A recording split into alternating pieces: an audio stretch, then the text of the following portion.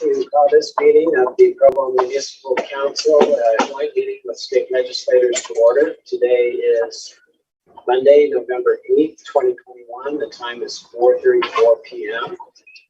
This meeting is being held in hybrid fashion with members of the council and legislators able to participate here in the city conference room or online remotely.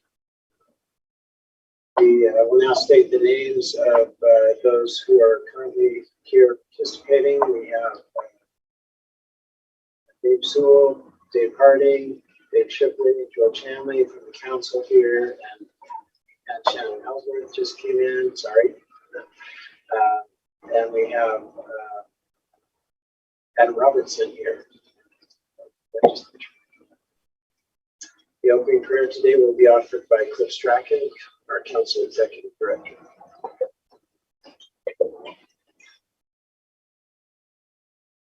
Our Father in heaven, we are grateful today for the opportunity to meet together and discuss issues that affect Provo. We are grateful, Father, for the opportunity to serve and to create a better community and to do our very best. We ask for thy Spirit to guide us. We ask for inspiration in the work that we do. And we say this in the name of Jesus Christ today. Amen. Thank you. Although this is a public meeting, only the presenters and those invited by the council may speak or ask questions unless otherwise invited by the chair. If you're participating by Zoom, please use the raised hand to indicate that you would like to speak. Please wait to speak until called upon by the council chair. If you're attending in person, please raise your hand to be recognized by the chair. We would like to begin with a presentation from the mayor's office. Thank you. This is the council's meeting, but they were kind enough to give us 5 minutes at the beginning. We really appreciate it. Just talk about some of our financial asks of the legislature. So we talk more policy and that type of thing after this. But two big things we wanted to just talk about, and you've likely heard of both of them. But one is the Aquifer Storage and Recovery Program. So we're in a desert, in a drought, and it sounds cliche, but the answer may be right under our feet. You know, as we look at the state building infrastructure, more Deer Creek reservoirs, and there. Yeah, there you go. And other extensive surface level solutions. Provo's been looking forward. Much thanks to Dave Decker in the back, our Public Works Director, who's really driven this forward. But saying we've got to look ahead, we've got to look at the long-term solution. One of the exciting things about this is a regional or statewide solution. The aquifer knows no boundaries. It'll help Oregon, it'll help Springville. It all is one giant aquifer and essentially under there anyway. And we've been putting out our own money. We put out $5 million already in just our own little testing of it, seeing if it works, and it does work. In fact, can you just show the quick video for us, Amber? This is up at Rock Canyon, where they just piped some water from our tank and let it go. And you'll see this is, if you've been up there, and I know George Hanley has seen this many times, but Adam, I'm sure, has too, and probably Marcia. But we've got this going there. And if you watch the volume that's coming on out of that. And then let's go to the next video.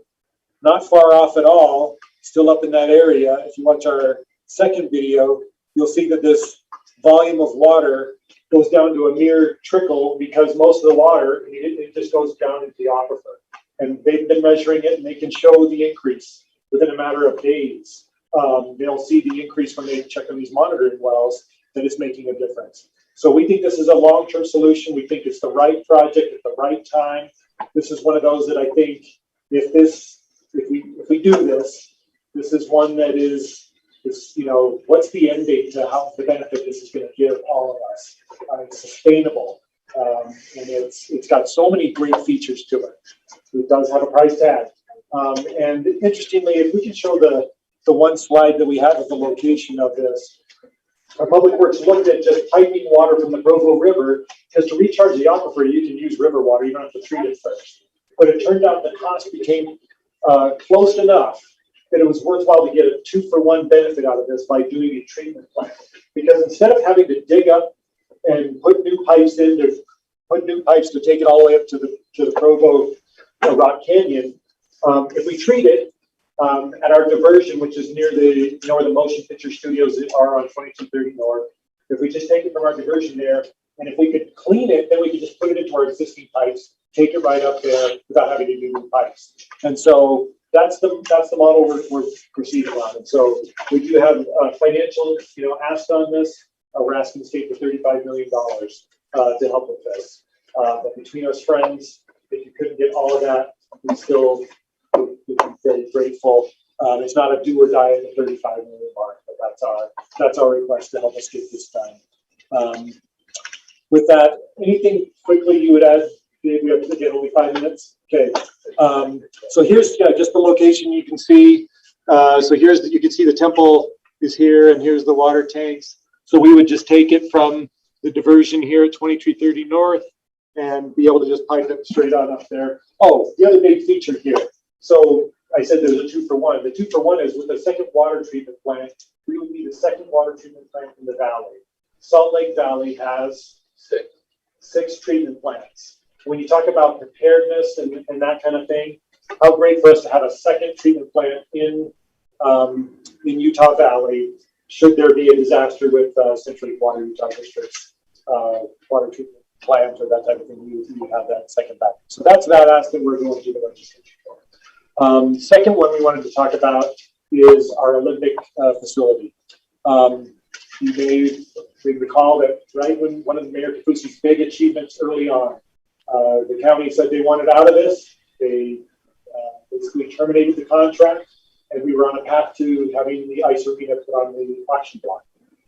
But Mayor Kafusi stepped in, and then Parks and Rec has taken over this and turned it to, instead of a losing proposition, it's now self-sustaining, and we're proud of that. We got $150,000 from the legislature 2 years ago to study what we need to do to be ready for the next Olympics. And so we engaged with that. We had the Olympics folks come and say, here's what you need to do to be ready. And so we've done that study, and they've given us new plans. And we won't show you all the plans, but essentially it requires more seating, some new locker rooms and things like that. For this, we're asking for $4 million from the state. The total project on this is $8 million. And we'll look to the county and the city to come up with their remainder. So those are two big projects. We think, again, these are both, I don't know if regional even applies. And this is beyond regional. This is state. This is national. This is big. And so we hope you appreciate that we try to be selective on what we come to you for. Felt like the airport was a really strong ask. These are strong asks with just the kind of things I feel like, anyone who's a part of this solution can really feel proud of this all their life. So anyway, those are our two things. I have packets with all this information. Out of respect for our desire to discuss other issues, I'll give those to you at the end, and we can move on now to the other topics. Unless anyone has anything else to add, Mayor, or? Well, just with this Olympic piece. So I sit on the board for the Olympic Committee, and they, as you know, we're going out for bid. Actually, right now, we should be getting ready to go for 2030 or 2035. We're actually bidding on both. The state of Utah is. And so we need to be ready to go on this. We need to be Olympic ready, and besides, it's just so great that Provo gets to be a piece of the Olympic spirit and what the Olympics brings to the community.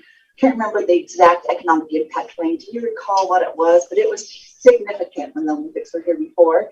And so we don't want to have them say, well, Provo's not quite up to speed, so let's go ahead and just, because all the other venues are up and running and they are getting the funding and the makeovers. The Oval, like our meetings have been there, and up in Provo City and up at the new Cauldron we just dedicated.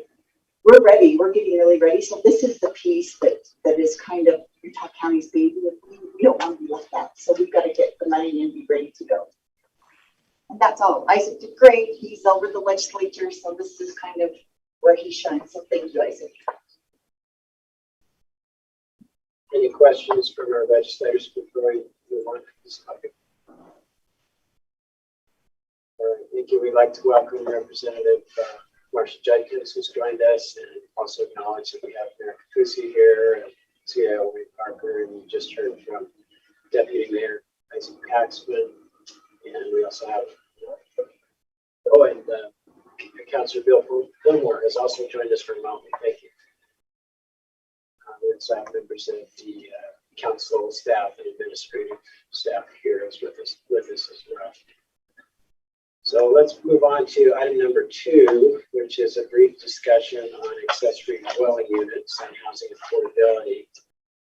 Our intent here is not to discuss and debate the issue here in 10 minutes, but we have had councilors and residents who have heard things from state legislators, and we're just interested in hearing from you directly, any thoughts you may have on concerning the intent or any guidance you may have for us on this.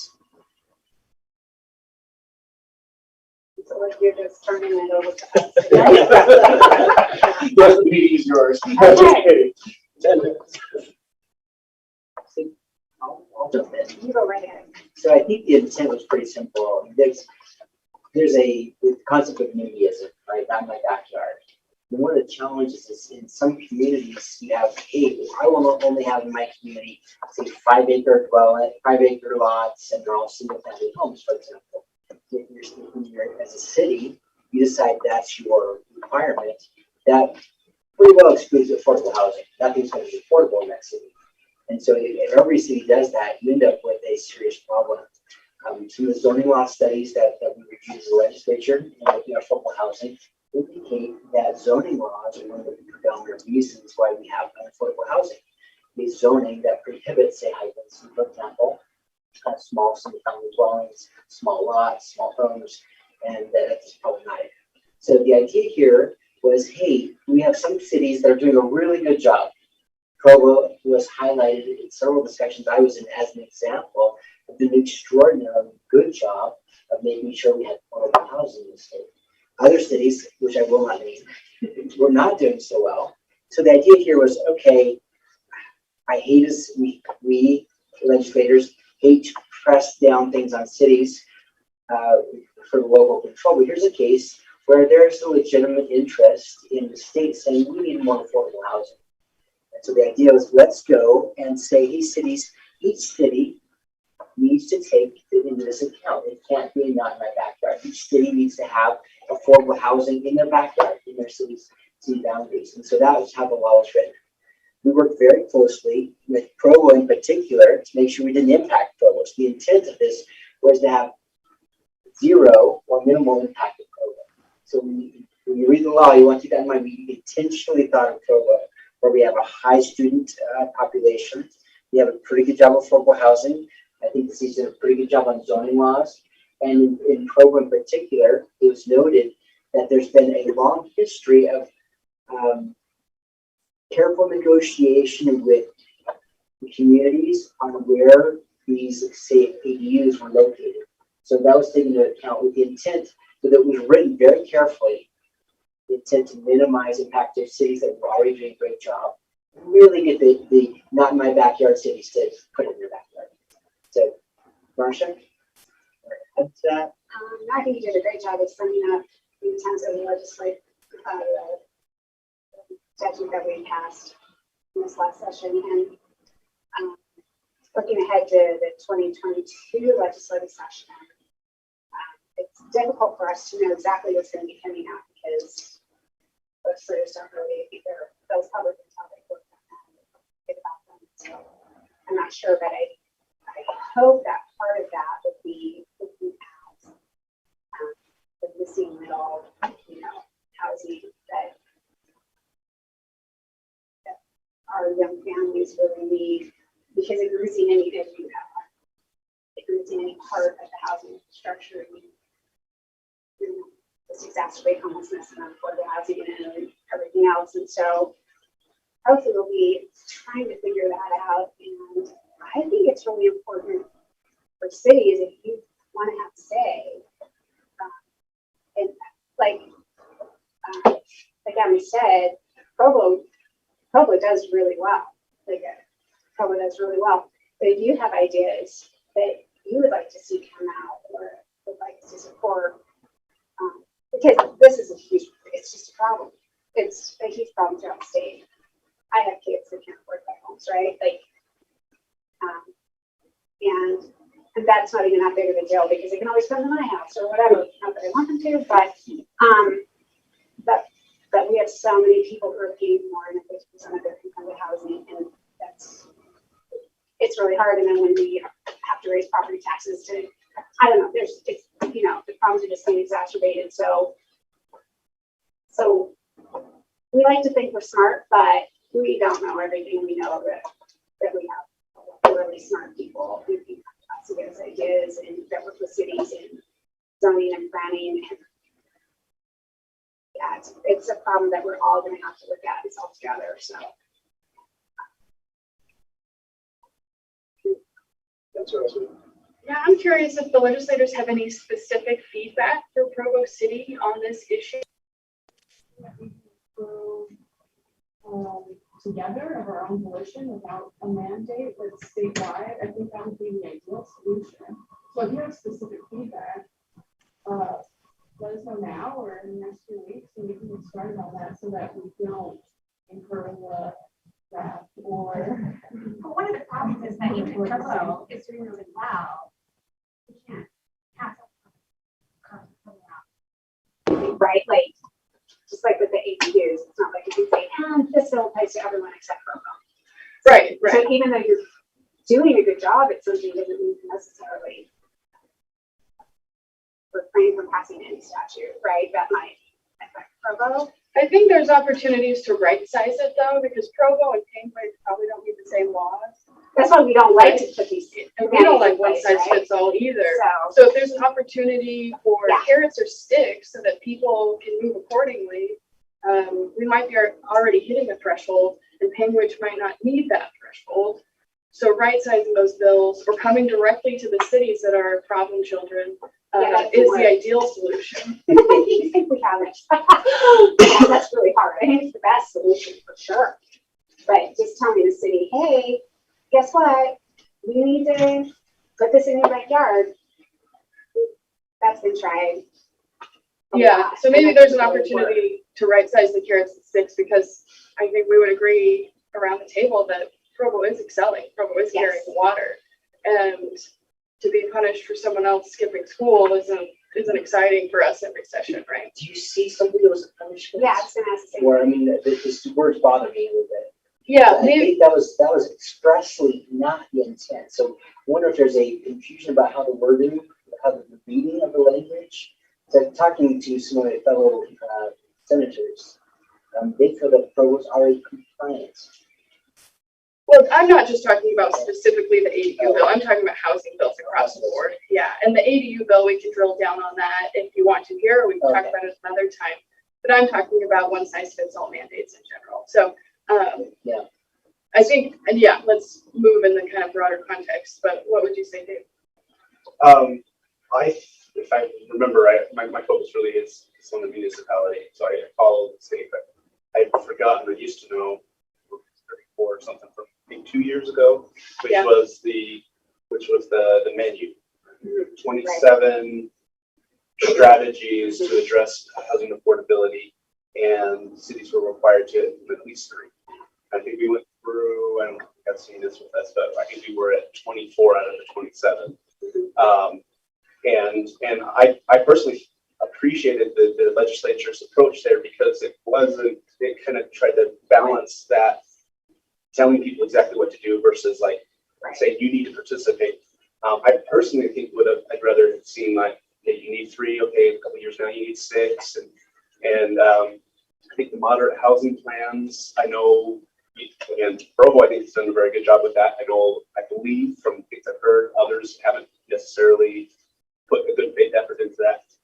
Maybe if we're talking about carrots and sticks, perhaps some of those carrots that state funding, gets preferentially directed to those who are doing a good job, or it gets, people lose out if they're not doing those things. I kind of like that approach. Now, with the ADUs, and maybe this could help hopefully clear up some of that confusion. I think there was a reason why the legislature, reading into it, selected ADUs, because ADUs are almost a unicorn as far as addressing housing and housing affordability. It is this beautiful tool that, done as the legislature requires, or allow us to require homeowner occupancy. It's a supports homeowners. It encourages, it helps people get into their first home in an affordable way because they're able to share the mortgage with someone that rents. So it helps renters, it helps owners. It makes our housing stock more flexible so people can start with renting, and then as their family grows, they can move into that. And then when they become empty nesters and they're looking for retirement, now they can supplement. I mean, it's this beautiful tool. It is something that at least some of us on the council for a couple of years have been talking about broadening in Provo. So even if 82 hadn't come, we hopefully would have been addressing this. Sometimes things we intend to get to, we don't get around to. So this was a good kick in the pants to make sure that we actually addressed it. But I think some people already got the message that we're proposing what we're proposing because the state's making us do that, and that's not the case. I think we all understand that what we're currently looking at is above and beyond what the state is requiring, but that's because we already had an interest in that. So as far as that discomfort in enforcing people, I think you guys picked a really good thing with ADUs. I think we're going to have our discussion, decide where we want to go with that.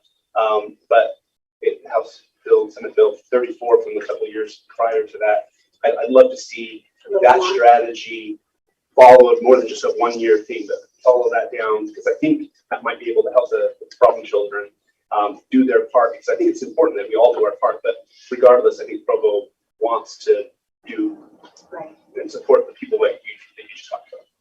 Just for clarity, so the city council's interest in ADUs is not being driven by HB2, it's driven by the council directly. Both. I mean, we have a timeline to meet because of HB 82. Are there requirements in there that you feel you're not currently meeting? Yes. Yeah, our city code does not meet the requirements of that law. We're about 22% of the 33 that is necessary. And there's some other tweaks in there in the state law that prohibit us from doing a couple of things we're doing right now. Are there things that we should be changing in state law to make it so that's what we're here for, right? Legislators, we change the state law to match the needs of the people too. And that's often what we do. So if you have some suggested changes, I'd love to hear what your suggested changes are. I don't want to take too much time. In a nutshell, to me, the most important thing is right now we require an internal connection. That flexibility that I talked about, being able to expand and contract into that additional space as needed by the family. You need to have an internal connection in order to do that. When you say internal connection, what do you mean? So if someone has a basement and they've got stairs down to it, well, if they knock down that staircase, now they have more space down there. But then at some point, if the family grows, they feel like they have to move out rather than spending another $20,000 to put in a new staircase. So by requiring that an internal ADU has that internal connection to you, it's not a very clear term, that preserves that flexibility. The sponsors that I spoke with last year's bill seem to suggest, oh, no, we definitely want to have that flexibility, but didn't realize that when they say, no construction standards, you can't restrict construction or whatever, that at least one interpretation is that we can't continue to require that. And so they've already indicated that they are open to making that change, so we'll allow that again. Just to mention one point in regard to your question, there has been a little bit of lack of clarity as to whether Provo does comply with HB 82 already. We're being advised that we don't, but we're also hearing from some legislators that think that we do, and so it's a little confusing. Who's advising you that you don't? Our attorneys. And your attorneys have worked with the state.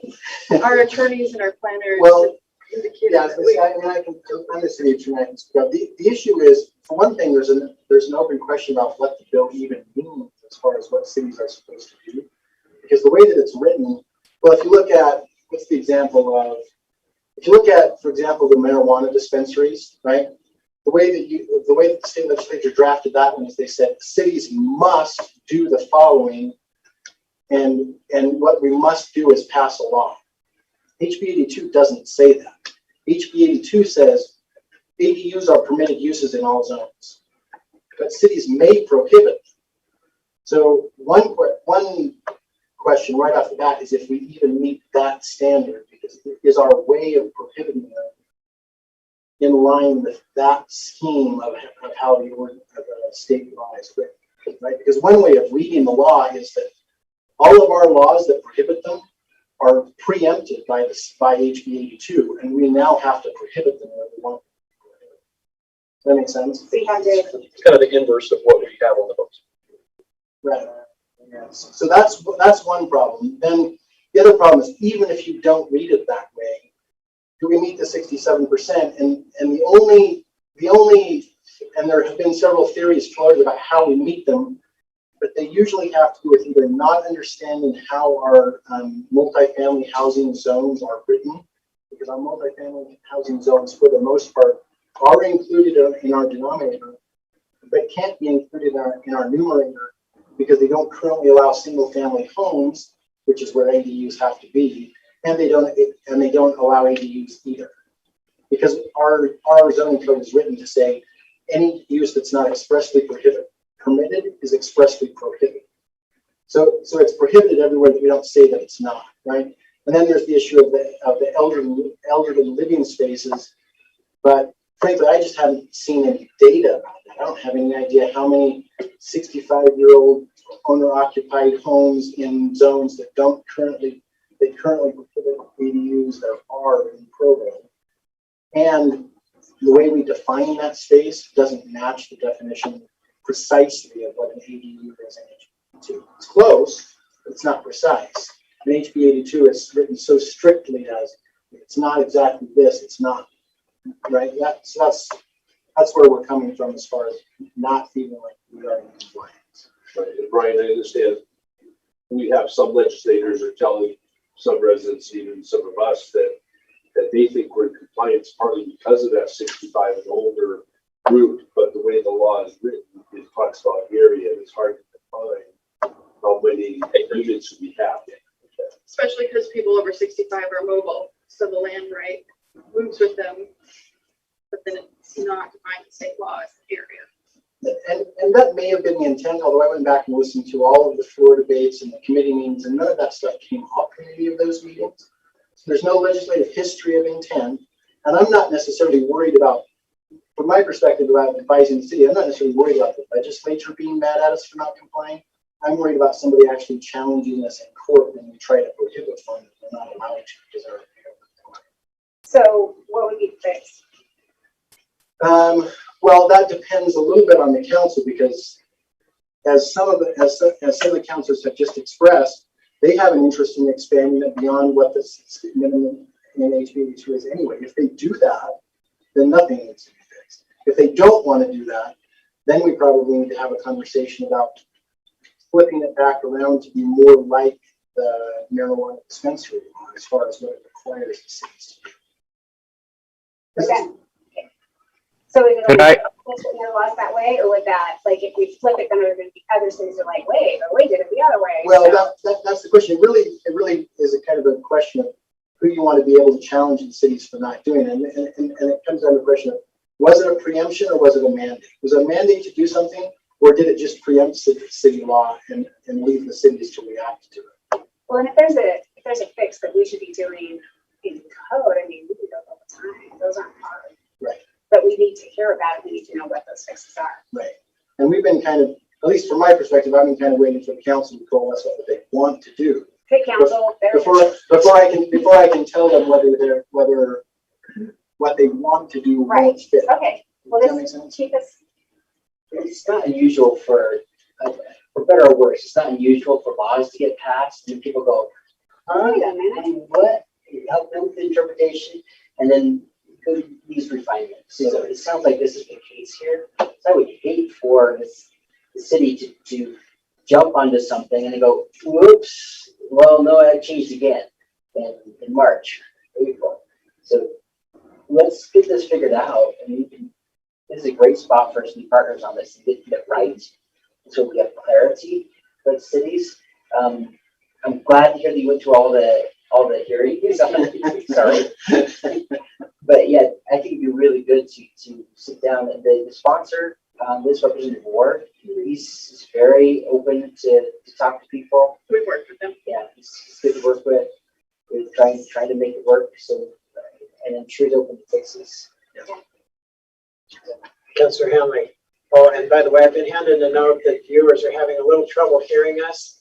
The microphone is up in the ceiling there, so I just encourage everyone to speak loudly and clearly. Yeah, it's actually Marcia who I have the hardest time hearing for some reason. So, yeah, just, yeah. Or I was just going to say that one of the challenges too is whether or not we have to increase ADUs through the city because of compliance with the state law, or whether we decide that we could use some more ADUs in the city. There's some ambiguity about how to expand beyond our current allotment, because it seems like if we're aiming for a very specific percentage like 33, or if we chose another one, the issue is, are we doing this in an arbitrary fashion, or are we doing it in a way that actually meet some needs that we feel are important to meet, or are we creating problems, or are we playing favorites with some neighborhoods over others? That's the struggle that I think's added into the mix here. Thank you. I'm sure we're going to be talking about this for hours and hours before we come to resolution. But we do have a number of other items on the agenda. So unless the administration would like to weigh in on this, I think maybe we'll move on. Thank you. Let's move on to item number 3 then, which is a discussion on economic development incentives and possible restrictions on cities with regards to incentives. And this was to be presented by Cliff Strachan. Yeah, just really briefly, we've been hearing a lot about the governor talking with the development group, and the legislators talking about the idea that retail and maybe some other businesses don't meet the incentives that the state and the cities have been providing. I just wondered if you had some insight you could share with us, and one of the requests from the council is if the administration had a position on it, I'd like to hear it. As far as the administration, the league is coordinating this effort, and they keep us updated.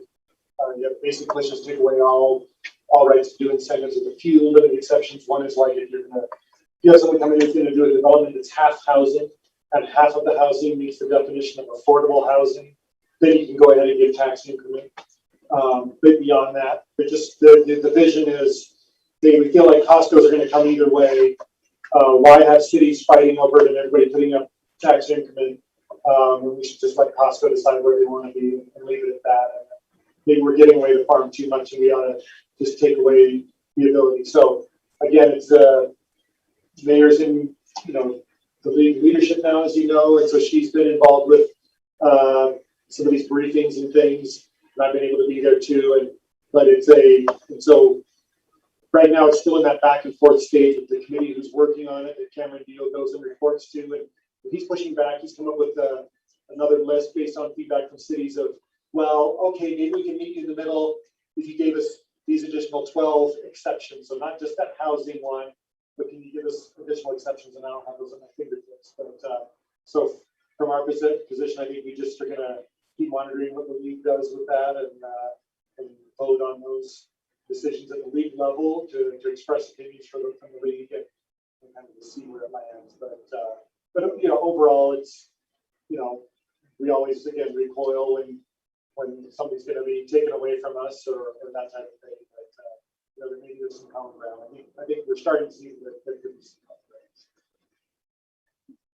So legal leadership tomorrow morning, we meet at 8 o'clock, and it's our #1 item on our agenda with the government. So, I'm sorry, I'm not on that committee that has discussed this. So we're talking about tax increment financing, taking away the ability of cities and districts to do tax increment financing. Hopefully I'm talking loud enough, sorry.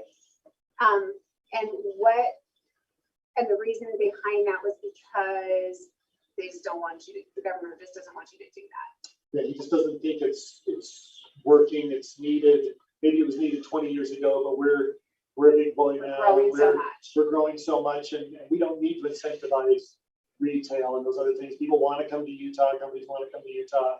And, you know, there's another exception that I'm remembering now, it's already in there is well, at least it's being discussed, is just if it's hard infrastructure that's going to benefit more than just the development.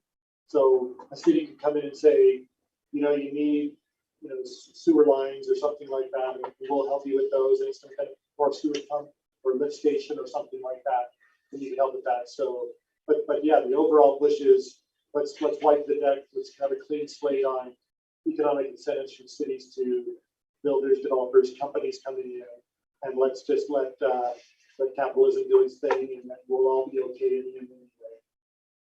Councilor Harding. So I've fought against the city using TIF for most of the years I've been on here. I voted for a few, but I've spoken against a lot of them. I think TIF is an awesome tool. If you have a blighted area, you got a company that wants to move or located in the area, and it makes most sense to come over here where there's already economic activity and whatnot. But if we could get them to locate over here, it's going to help spur redevelopment here, and it's really good.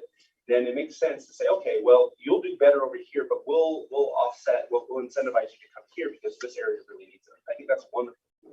The biggest problem is, yeah, Costco says we're going to locate somewhere in Utah County. We don't really care. They're a big enough draw. It doesn't matter where they're located. And so then they intentionally, I don't know if Costco actually does this, probably, and in some of the ULCT things, just some of their presentations, they talk about developers and the process of entitlement and all of that. And it's on the bulleted list. First you do this, then you do this, then you ask for TIF. It's a default thing. They pit all of the cities against each other, and whoever's willing to, drop the lowest, they're going to locate there. And anyone who doesn't play that game, who really loses out. And so it really makes it difficult. For the one that wins, it's okay because it spurs stuff around it, but it really is taking the money from anywhere else that it would have located if they were doing it. So it is really harmful. And if there's no rules of cooperation among the cities, then we cannibalize ourselves. And so I understand the worry about preemption and all of that, but I do think that there needs to be some ground rules. Right now, I feel like it's been out of control and expectation. And so if the city's not willing to do it, then it's almost like the companies are upset that, oh, well, if you don't value us in your area, then we're happy to go somewhere else. So. A perfect example of that, if you back the Nordstrom out at Forum Mall, they stayed as long as their tax increment lasted, and the minute it ended, they left. But Orem benefited because they pulled so many other people, most likely from Provo, and so it doesn't. Yeah, I've just spoken enough. I think some discussion from when we were at Utah City Management Association last week. There were some things that I think rise up. You'll hear from ULCT that every city is different. Some will have some need, some will other. They talked about the need to have,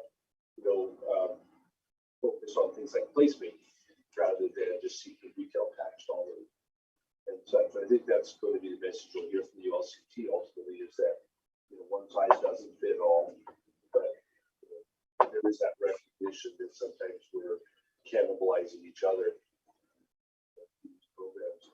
And then when you have some successes, for instance, it wasn't that long ago that Lehigh was offering incentives to bring in some of these big companies, and they either stopped that or diminished it, now decreased it, as of a place that attracts, that have created a certain synergy there.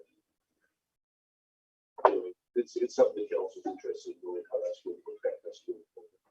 Councilor Ashford. There is a place for incentives, specifically in blighted areas. And there's been a number of times where we've had conversations about incentives for grocery stores in parts of the town where the community is not well served by a grocery store, where you can't find fresh fruits and vegetables, where people do pay twice as much for a gallon of milk as they go to the gas station. And so there certainly is a place for incentives, targeted incentives, specific incentives that benefit the whole community and that aren't just kind of a grab for any sort of sales tax, but that will bring something to that part of the community that isn't currently offered. I think of grocery stores and food deserts because that's a reality in Provo. We've had a couple places in the city last few years that have benefited from it. For example, these market or stay there and stay competitive. And also, there probably are some places to use it, but I think overall people are just concerned that one size fits all is going to be a problem for cities. All right, thank you. Let's move on to the next two segments of our meeting then. So basically, we're going to divide the remaining time roughly in two, and for the next 20 to 25 minutes, we'd just love to hear any discussion, any topics that our legislators would like to bring up, any questions you might have, anything you'd like to report on or share with us, and then we'll leave the last 20 to 25 minutes for councilors to bring up questions and topics. Welcome to Provo. Welcome to the conference. You are the first to join.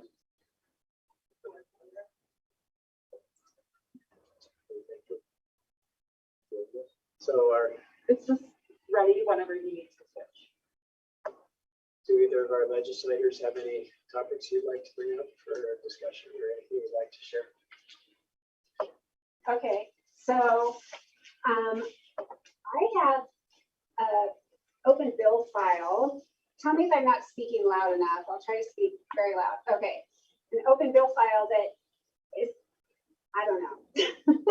And it's for animal fighting penalties, where we had in Utah County, we had 2 cockfighting rings that were broken up in the last year or so. And right now, we don't really have strong penalties for that. You can't take away the animals. It's like a misdemeanor until the 3rd offense. And it seems like a pretty bloodthirsty thing to me. And we want to have a kinder, gentler community.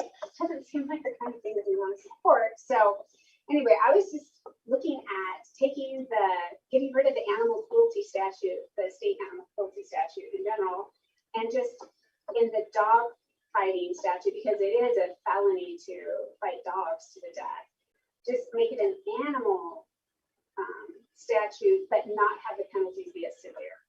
It would be, I think, a first-degree misdemeanor or anything other than dogs, but where they could take away the animals. And I know that this has been a subject brought up before, so it's a great room to see how everybody's opinion.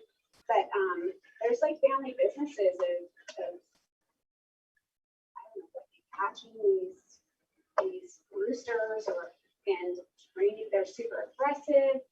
They're beautiful.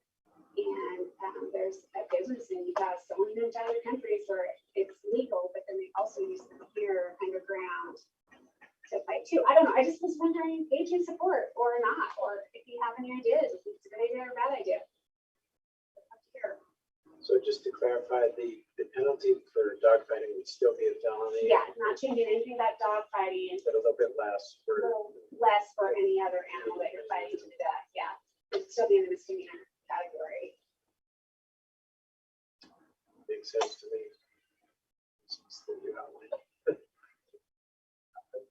Wouldn't object. Personally, and just kind of the area that I most focus on, I don't think it's a big issue. Mm-hmm. You know, again, It's not a huge issue, right? Yeah. It has happened twice in Utah County in the last year. right. So, right, and I'm not saying But it's whether not. I don't object to it at all. It's not like child trafficking or something, which is a huge issue. Right. But it's also because it's Utah County, but it's not, I don't imagine it's my district or Provo City as much. Yeah. Then it's oh, that's interesting. Like I would, if something was happening in, somewhere in New Mexico, it's like, oh, interesting. Mm-hmm. But so anyway, yeah, I don't Yeah, don't it's think not that's super specific. bad, but Throwing it's it just out like, oh, interesting. So there's nothing in current state code that talks about like abuse of animals, and that would be No, there is. considered abuse of animals? It's abuse of animals, but it's just. And you can't take the misdemeanor, animal, You can't though? take the animal for it. Yeah, Yeah, strengthen that. That's what. so Yeah. just strengthen it. Okay.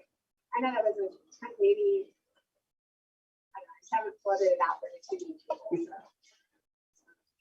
Smart. I have a couple I wanted to think about. So what we're doing for airport, for example, fantastic. I got a tour of that facility today and its current status, hard hat style tour. Really exciting to see what's going on out there. Really pleased with kind of what that's going to do for Provo into the future. I think we have a generational opportunity coming up with the infrastructure bill. So all politics aside, whether you like it or not, it's here. It's passing. There's going to be a lot of money.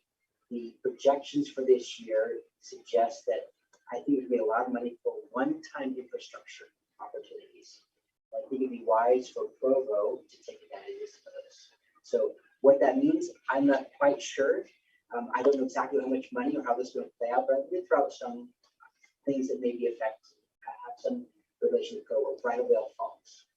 There's effort right now about what should that be? Should it be a state park? Would be better as a city park. Would be better as a county park. And there are other things that Provo would like to do in terms of parks that you already operate. There might be a great opportunity along the Bonneville Shoreline Trail, which I love, and I know some people in this room very much love. So we are beautiful. We have our best conversations on that. We do. Me and I occasionally bump each other and go for a little run together. I think there's some other opportunities. I'm an avid mountain biker, for example, very popular in the state. Above Timpey Park, we see that Warren's putting some great trails there.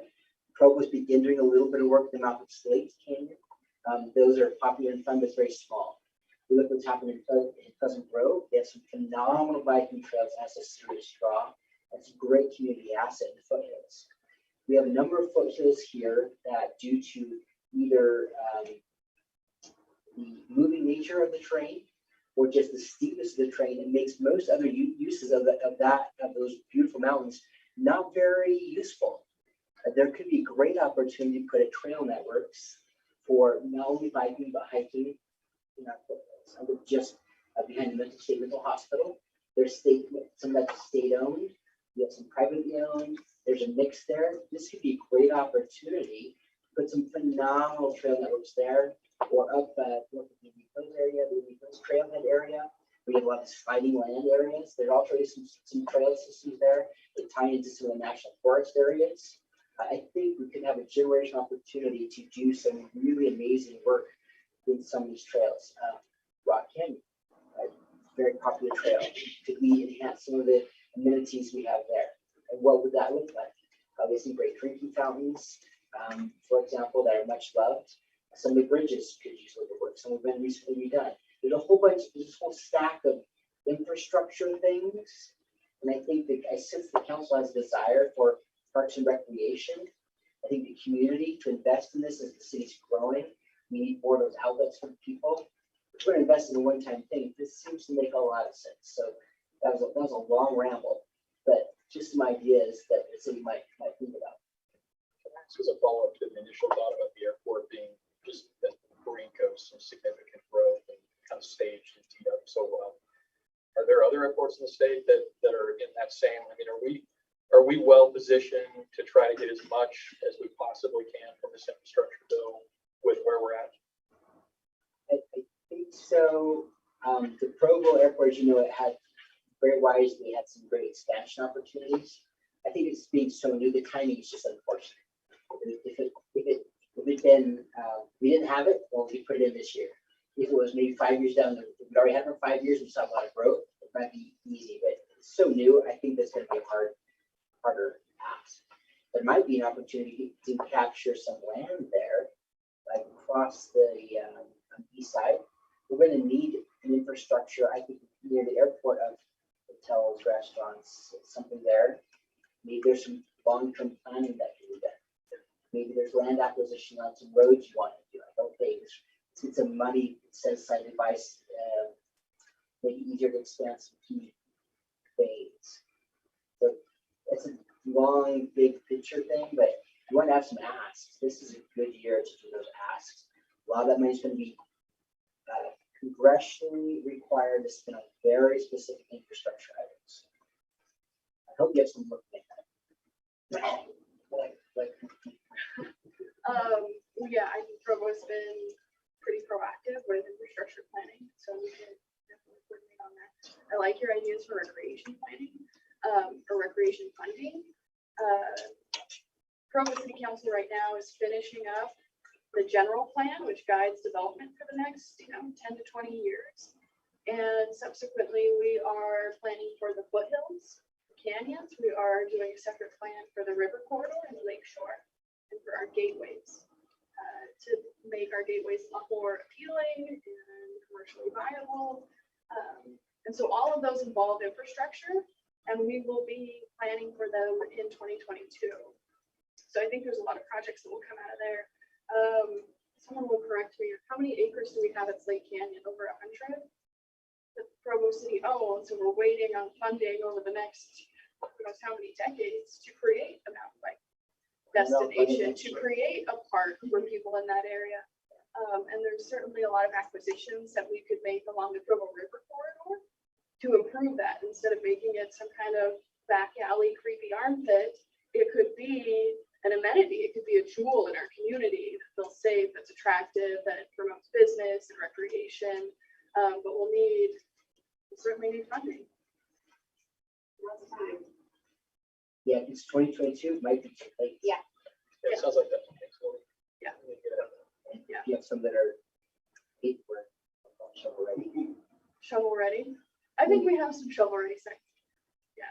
For a second, we have a very clear plan for it. Going to get the asks, there'll be a lot of asks that you're not in the line. There's already a lot of asks. There's a lot of asks. Yeah. And there's certainly bridges. I mean, that's at least for me, it's a concern in Provo where we have a lot of connectivity issues. We have rivers, we have railroads, we have I-15, and there's a lot of disconnection within our city. My dream is someday to have this kind of money so we can build a bridge across the railroad tracks at 900 South and connect East Bay with Southeast Provo so that there is more mobility opportunities there.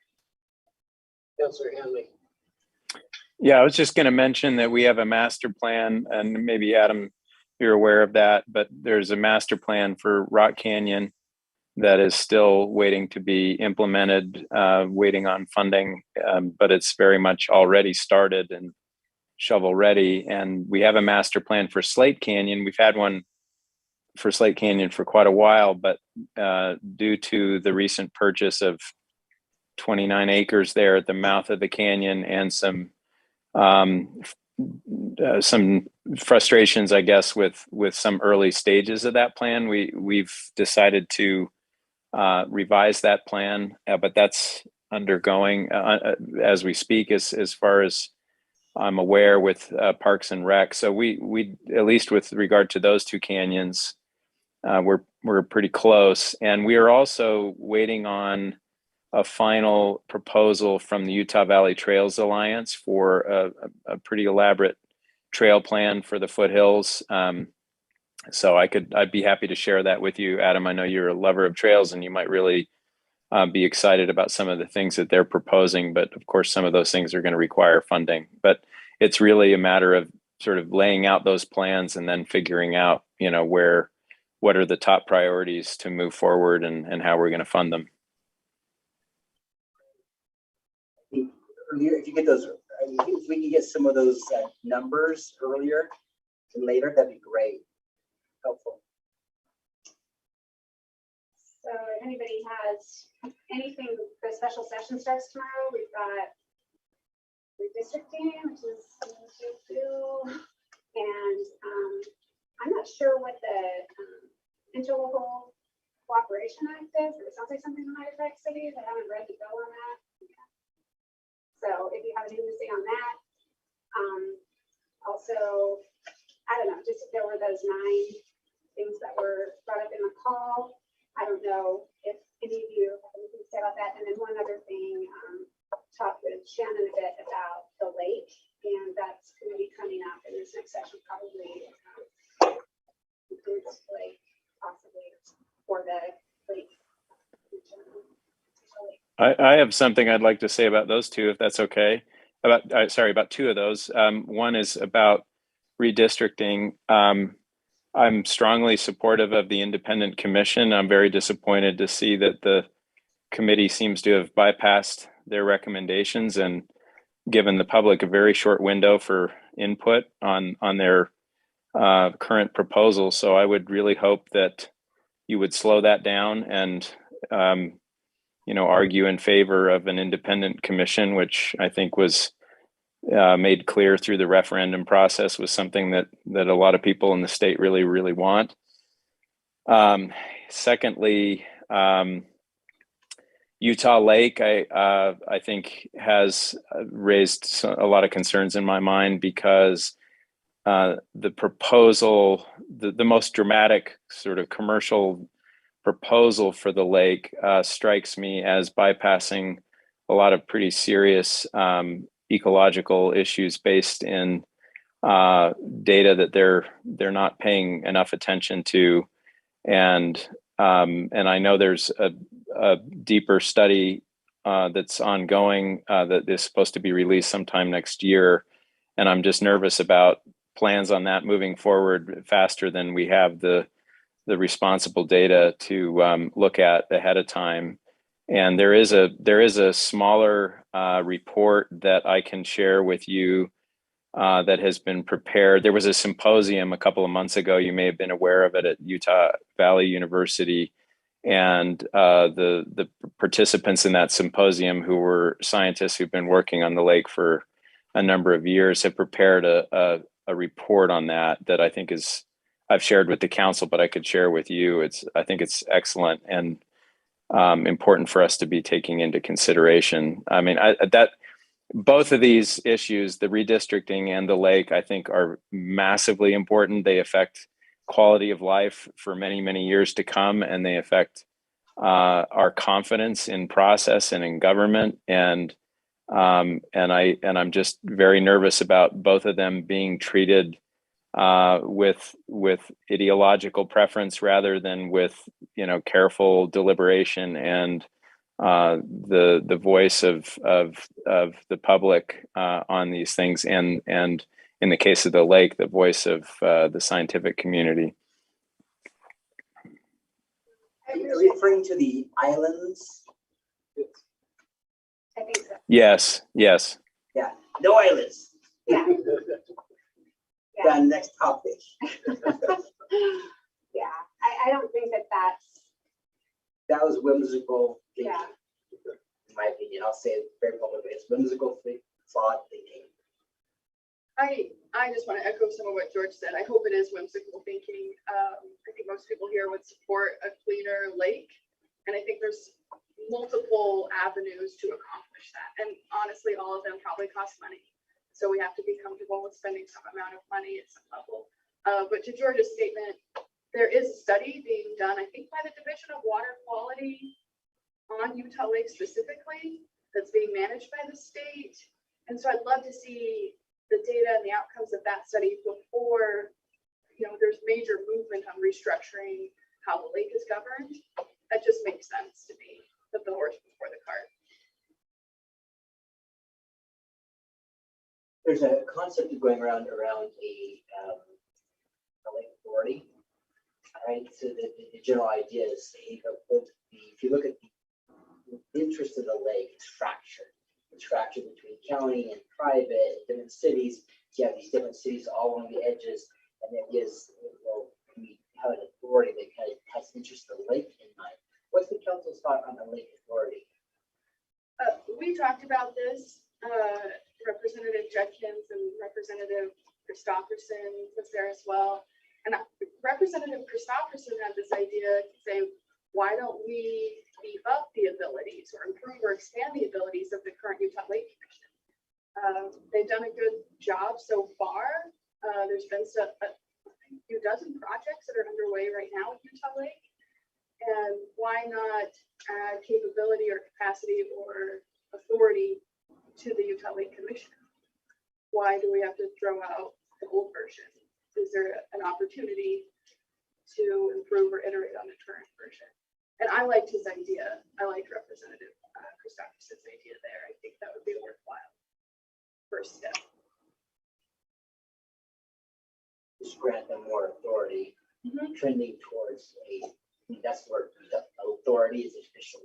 That's why you have a transit authority or lake authority. It's giving them more authority, putting taxation, putting legislative. There's a bunch of people go with that. Yeah. I'm just saying, take the current utility commission and just grant them additional authorities. Not necessarily, but maybe look at it and see, can it be revised in a way that would accomplish what needs to be accomplished at the lake, but without upsetting all of the parties who are involved. Kind of. Yeah. So I think there's probably some degrees of change that could be considered. We followed the Utah Lake Authority bill last session. So yeah, I think there's a lot to be learned from local mayors and councilors who sit on that commission. Where I mentioned earlier about the animal fighting is something that's of interest, but it doesn't seem, I don't feel like it affects me directly.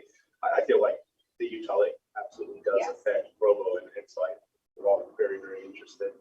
Our works people left, but I know there was some gripes that the state was requiring us to do a lot of reduction in phosphates coming from our wastewater, yet other people that are around the shore, particularly agricultural, could be having huge amounts of runoff. So we're spending tens of millions of dollars and affecting a relatively smaller contributor to that. And so I do think that this is something that really affects us. And so I don't know all the ins and outs, but I would support a way of collaborating is the right word, but coordinating the efforts around that and kind of having a unified voice that's a little less fractured. And one of the things that we got to talk about with Representative Judkins is the perception that people have of Utah Lake, that it is grimy and yucky and a terrible quality. But if you dig into the data, you find that over the last 10 or 15 years, algal blooms have decreased, and that some of these measures have been very effective. And so, yeah, I think there is a positive story to be told about Utah Lake. We're not going to improve the quality overnight because we didn't grow the quality overnight either. So I think there's many, many solutions, many opportunities to work with cities, to work with scientists, to work with the state, to collaboratively improve what is a shared asset. I think the key is collaboration. I mean, it's always important to get those with interests and with knowledge together to try and figure it out. And I feel like it's sometimes difficult to do that. You know, cities or whoever will be over here all frustrated and upset, and then the legislature will be over here all doing their thing, whatever. But it's important to get everybody together. And not that we can always reach an agreement, we can be more creative and have better outcomes. I think if we all talk about it and we can try to come up with solutions. So I will encourage that. And next January, we'll have a couple different counselors. But I'll say for this council, I think there is a shared value of stewardship for the natural resources that Provo is blessed with. Just echo what Mr. Councilors have said.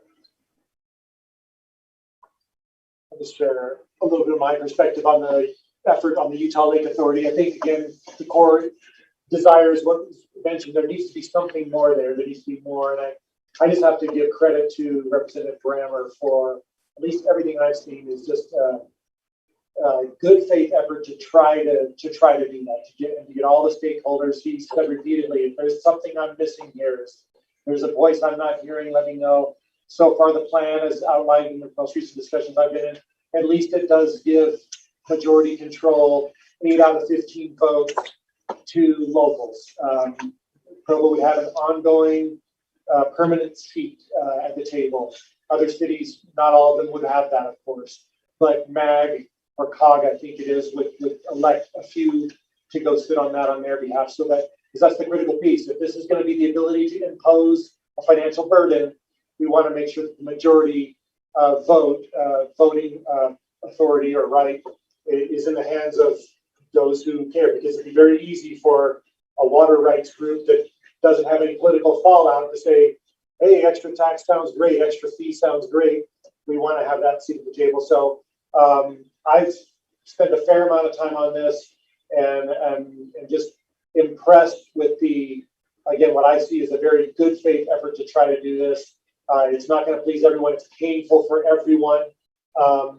And yeah, we think the Utah Lake Commission has been good, but I do have to applaud what he's trying to do with this. So I appreciate that. And one of the things is that, you see the bill from last year, and it's not, he's had a long time. I really also respect Ray's process, and I know anyway. He's taken every call or text, within, and Yeah. he's spent half hour with me late at night when I've had a question. The guy has been tireless on it.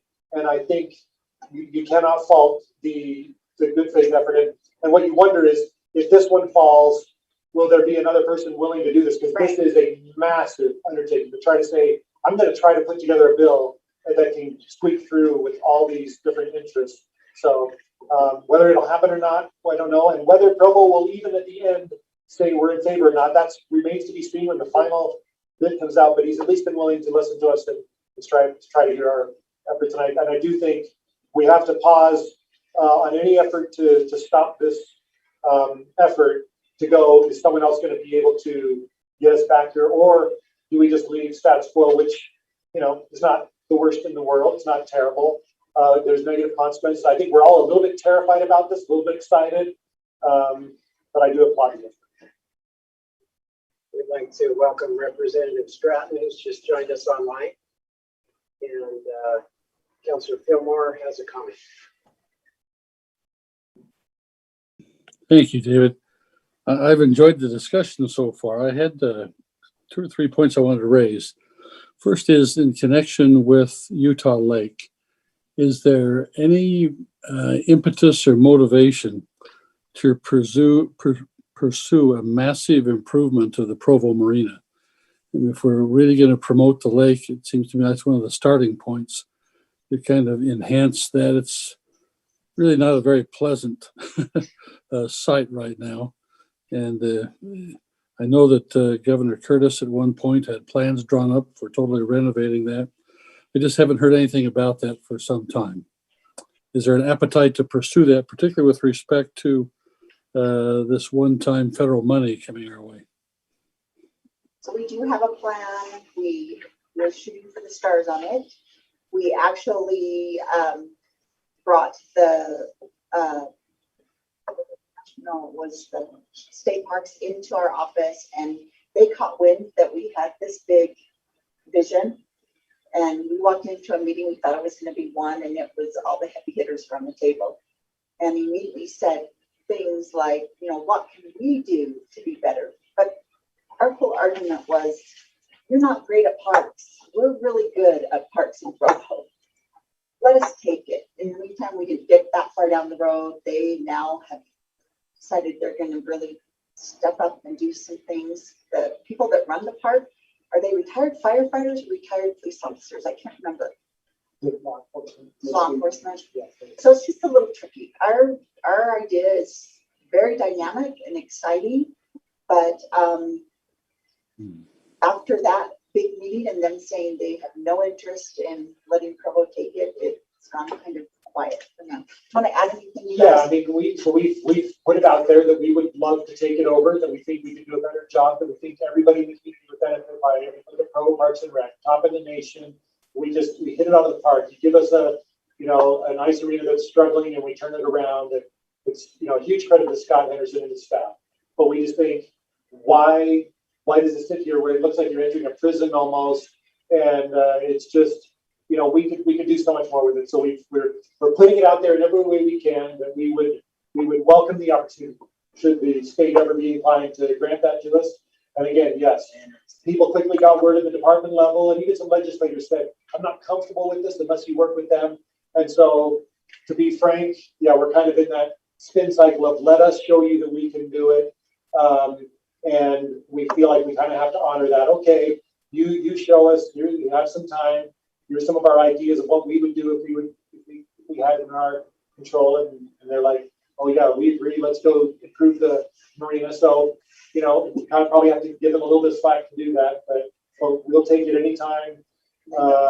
You know, anybody sees fit to give it to us. How long ago was that discussion? Probably our last meeting was probably 2 months ago. Is there a middle ground where we could have the park owned by the state, but Provo City Parks operated? We're open to discussion. I don't think we're too fixated. Maybe if you give us a 99-year lease or something, and wanted us to run it. This is something that's running leadership. No.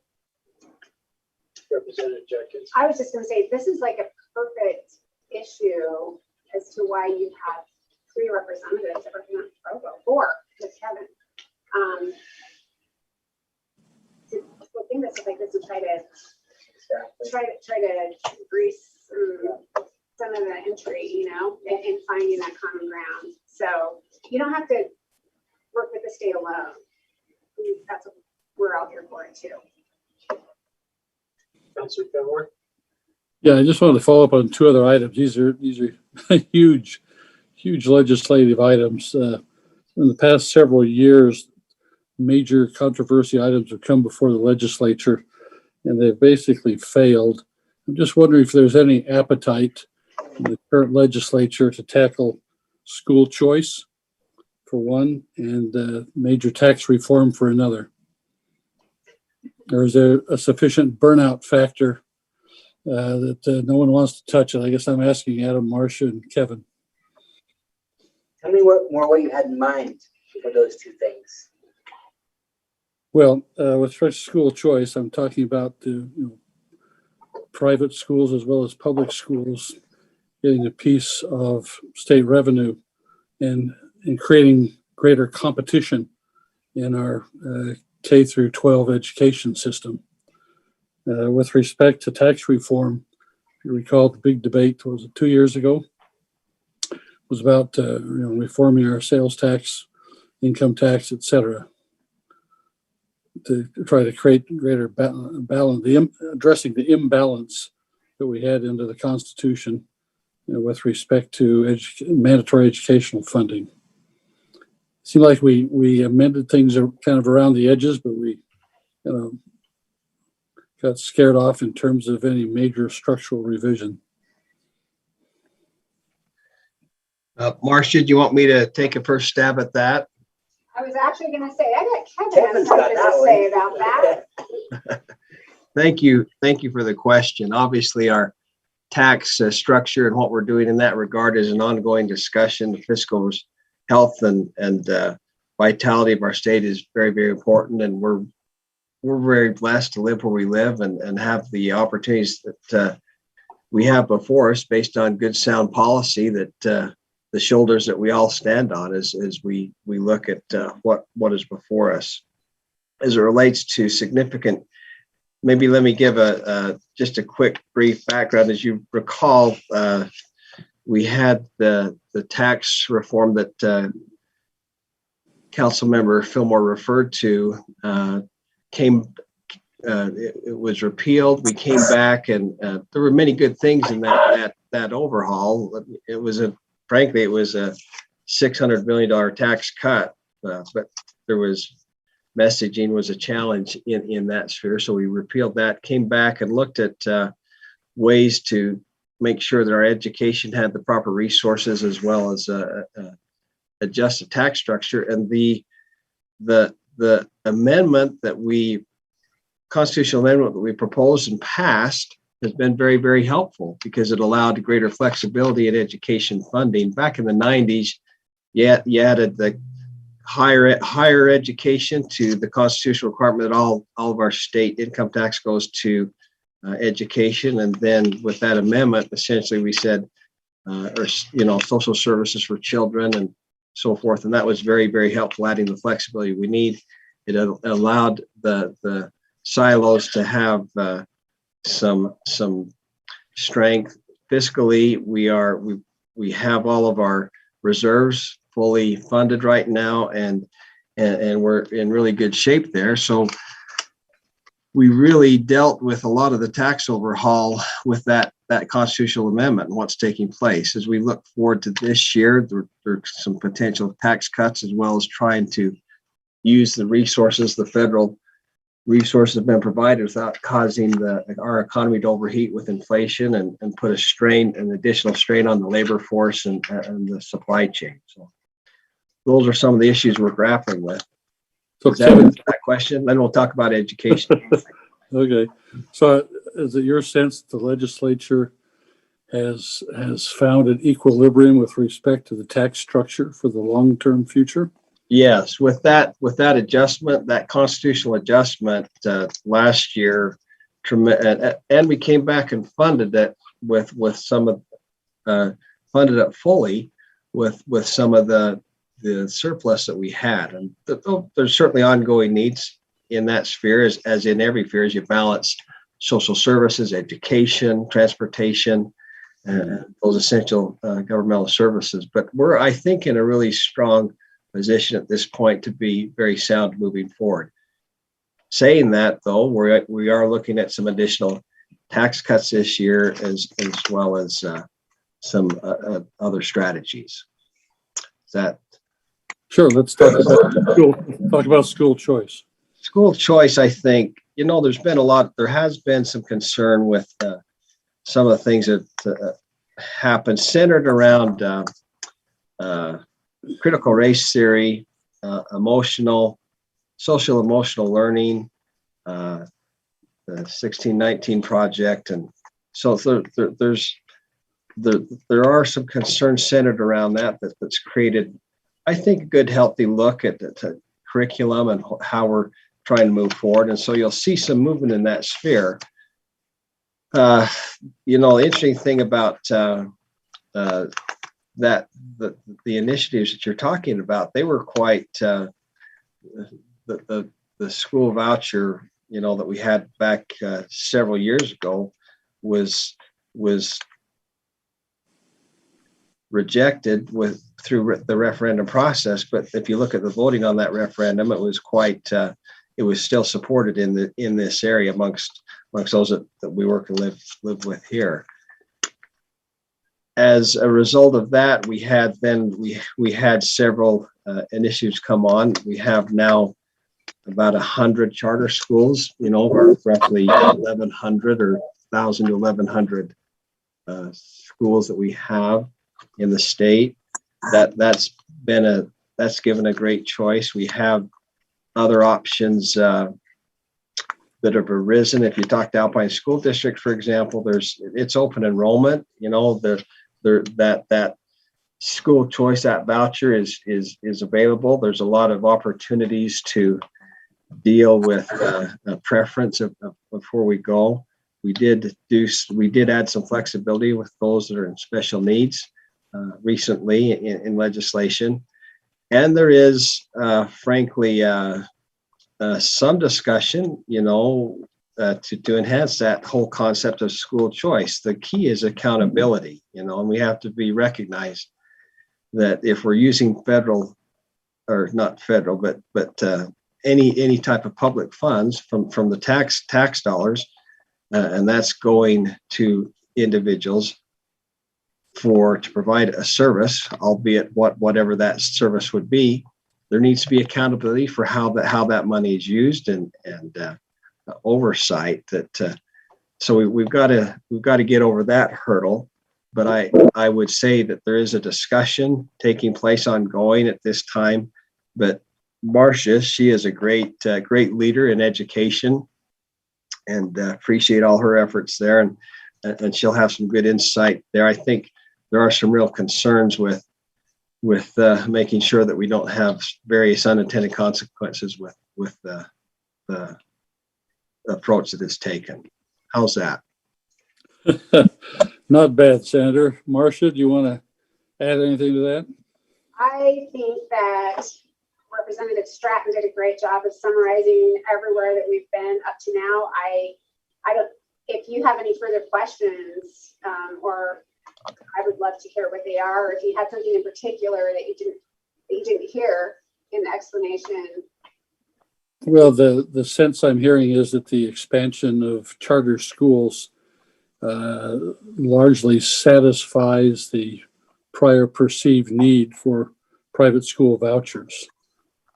Well, yeah, and districts do have choice, right? So parents can take their kids to any public school in their district, and even out of district a lot of time, you know. So hopefully that does satisfy that need. Do you have any statistics on how often that happens, that parents take their kids from one public school to another? Yeah, every district is going to have it. When I was on the Provo school board, even then, like 5 years ago, there were, I mean, we had statistics broken out by school, and there were probably, I'm trying to remember, there were over 100 parents at each high school that was taking their kids to a different high school. We have a lot of parents who choice into the language schools that we have, particularly Wasatch. We have a lot of parents who choice into that. There's probably 150 families at choice. There's a lot. That's where my kids gone to school. They have a Yeah. lot of people driving their kids to Wasatch, not just because of language, just because it's a fantastic It's a good school. It's a really good school. So it's a pretty healthy percentage of parents who take advantage of that. And we recently too, before the money didn't follow the child, even from public school to public school. If they switched in the middle of the year or something like that, that now it's different, so that the money does follow the child if they choice into a different school at any point in that school year. So I think that that's a really good. I think if I could add one thing to this, it's really interesting. I had a chance to tour a couple of different charter schools over the last year. And we look in Provo specifically, we had the Freedom Prep Academy. I mean, look at the growth of that school. They cannot grow fast enough. They cannot build fast enough, and their results are phenomenal. They have a lot of impoverished families taking their kids there, and they're doing a phenomenal job. Their results are outstanding.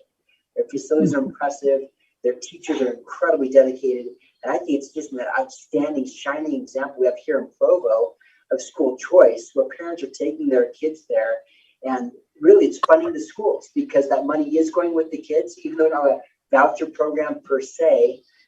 Because that money is going with the kids, they're getting great funding.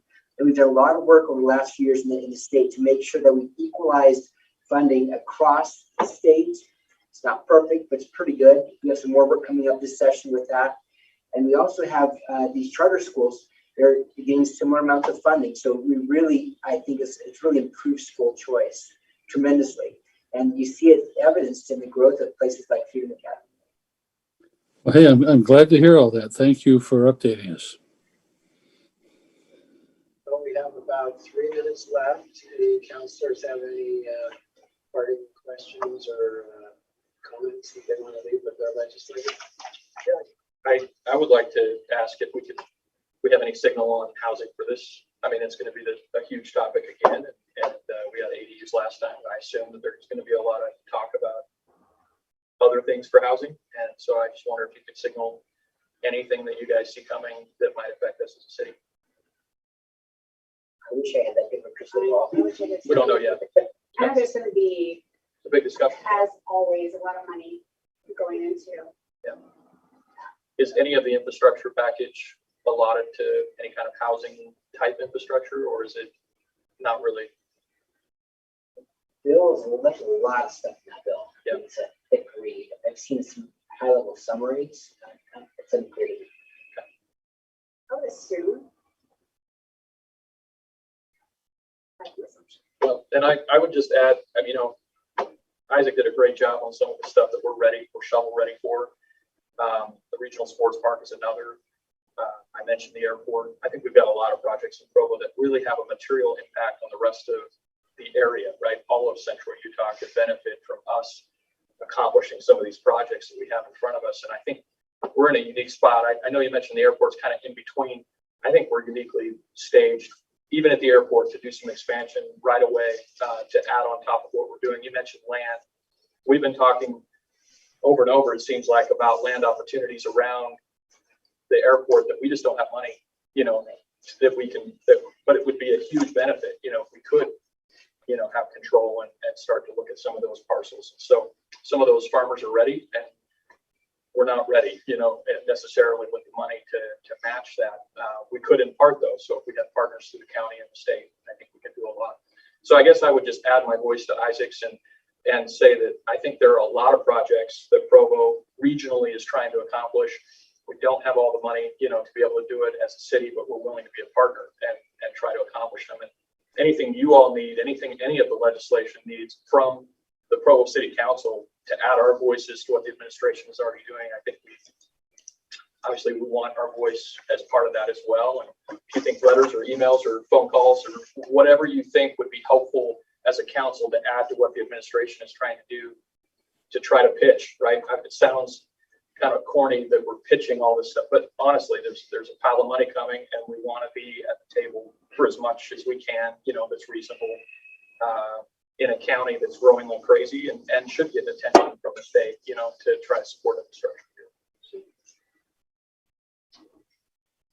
Thank you. I agree. I just have a quick comment.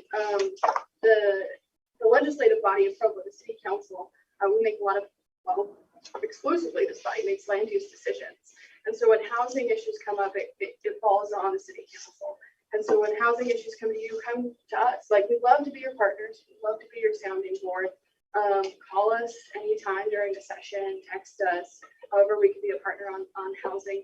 And another issue would be water. A lot of water bills are going to come through the session over the next few years, I think, and we're ready to work.